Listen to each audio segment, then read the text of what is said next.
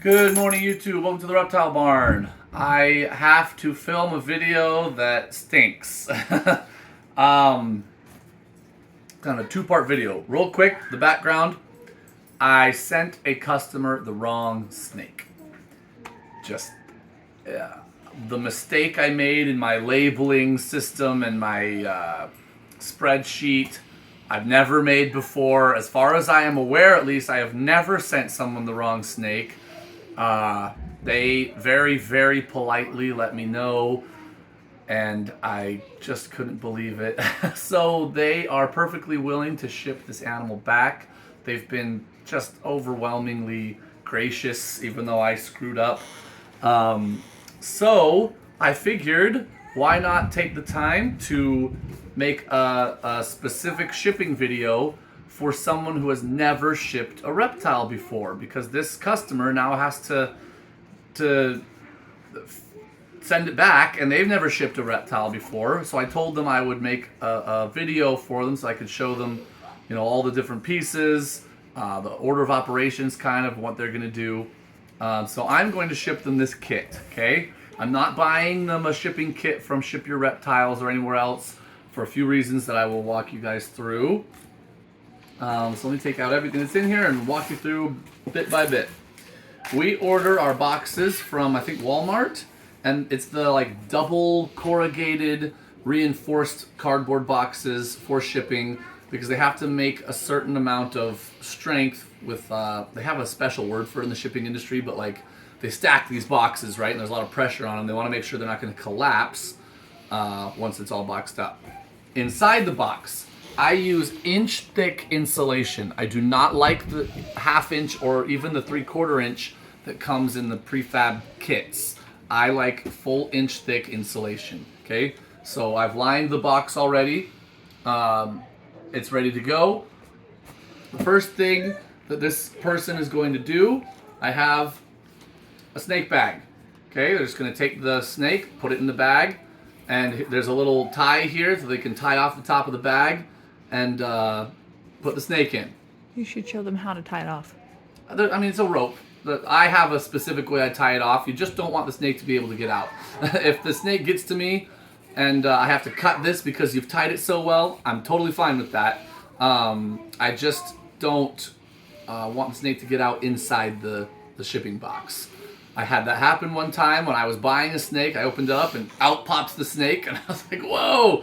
But that's okay, but obviously for the snake's safety, it's better if that does not happen. So the snake will go in this cloth shipping bag. This is a breathable cotton. They're made specifically for shipping reptiles. It's kind of industry standard. So inside this insulated reinforced box, you'll have the snake. I'm going to send 2 cryo packs. Now there's a liquid inside them. I have them inside of plastic baggies, by the way, because every once in a while when I get a new shipment of these, 1 or 2 of them has a hole. So we just separate them all into their own plastic baggies in case one had a leak. I don't believe either of these 2 do, but I'm just going to leave them in the plastic baggies just in case. These change state at around 72 degrees, which means if they're 73 degrees, they're a liquid. If they're 70 degrees, they're going to be a solid. The weather at the customer's end and my end is going to be cold, so we want both of these to be in their liquid state.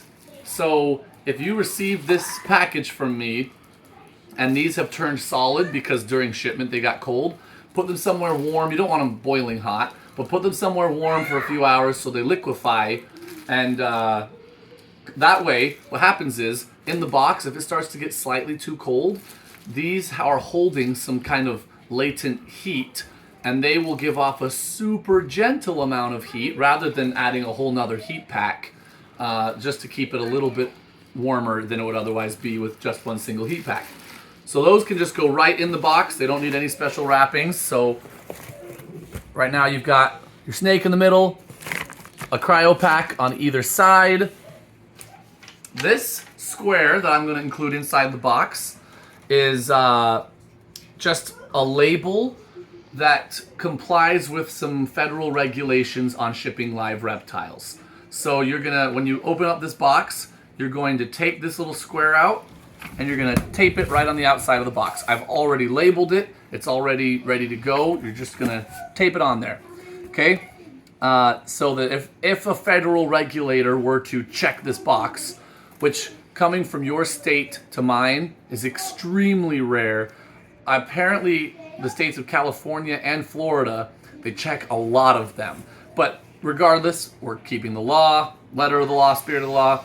Take that on there. You'll be good to go. That's the little square.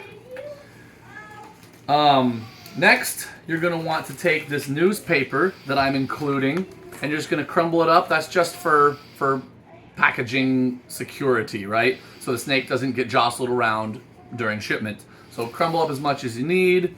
The snake will have some nice comics to read during the flight, and situate it around the snake such that the snake can't really get, if the box goes like this, it's not going to slide from side to side, basically, right? You don't need to cram it in there super tight, but so I'm including that. I'll put that down at the bottom for now. The heat pack, you're going to want to open this heat pack like 30 to 60 minutes before you send the shipment, like before you box up the shipment. So, because as soon as this comes into contact with air, the heat is going to begin to generate.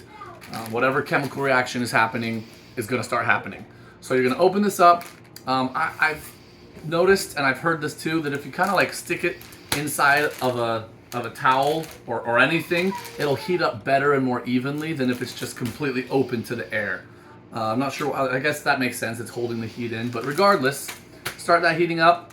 And before you package everything up, you're going to take it and you're going to tape it to the underside of this last piece of foam. This is basically the lid that's going to sit on top in there. So you want this not directly touching the snake. The heat pack, I mean, that's inside this packaging. You just want to have it taped up to the ceiling so that it's heating up the box inside of there. Okay, so you'll tape that on there. Once it's taped on securely, you will just nestle this lid piece down on, like that. On top of this, but inside the cardboard flaps, you're gonna place this. Okay, sorry, I was too fast there.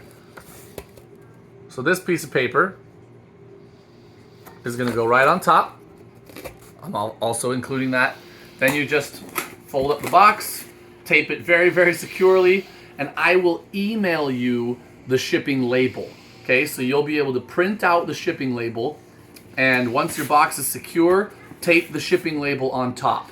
And I would tape it, like if you have packing tape, so that it's completely covered, because if it gets wet and messes up the address or anything, that would be bad. So tape up the shipping label right on top. And the last thing that I would say is, if you have like a black Sharpie, write in big letters something like "live harmless reptile," and then all around the box have up arrows. Every visual indication that you can give to the FedEx employees that there is something alive and relatively delicate inside the box, and that it needs to be kept facing up the whole time. They need to not toss this box. They need to not let anything bad happen to this box. The FedEx guys are really good. They've done an excellent job for us over the years. They've taken good care of our packages, but we just want every visual indication possible that there's a live animal in here with live harmless reptile. And on one side you're gonna have that little square shipping label on top, and I think that is all. Then when you're ready to ship, you will take it to FedEx, and because there's already a shipping label on there, you won't have to do anything, you don't have to pay anything. They'll take it, they'll scan it in and see that it's already paid for. They might, ask, for your phone number or something like that in case the plane gets grounded or whatever. But basically, you're good to go. You'll just drop it off at the FedEx hub, and you're good to go. And you will receive your actual snake eventually when we've gone through all this stuff that doesn't need to be on this public YouTube video. But yeah, so obviously, for the person who this video is specifically targeted to, any more questions that were not addressed in this, we will talk on the phone or email or whatever. But hopefully, this was also helpful for anyone out there who has thought about shipping reptiles before. There are not that many crazy, things that you wouldn't have thought of earlier. They need some insulation, they need some padding, they need some heat, depending on the weather. And FedEx does an incredible job. They very, very, very rarely lose packages. Sometimes there's delays, but I'm sending a 72-hour heat pack. So even if there were delays that were bad, there should still be heat. Those cryo packs will help. There's very thick insulation. And yeah, so when you're shipping from cold place to cold place, within reason, if it was negative 10 degrees, we're not going to ship, of course. But within reason, this is a perfectly legitimate, safe way to ship. And we will get this snake back where she belongs. Anyways, any of the others of you watching, if you have any questions, as always, please feel free to comment.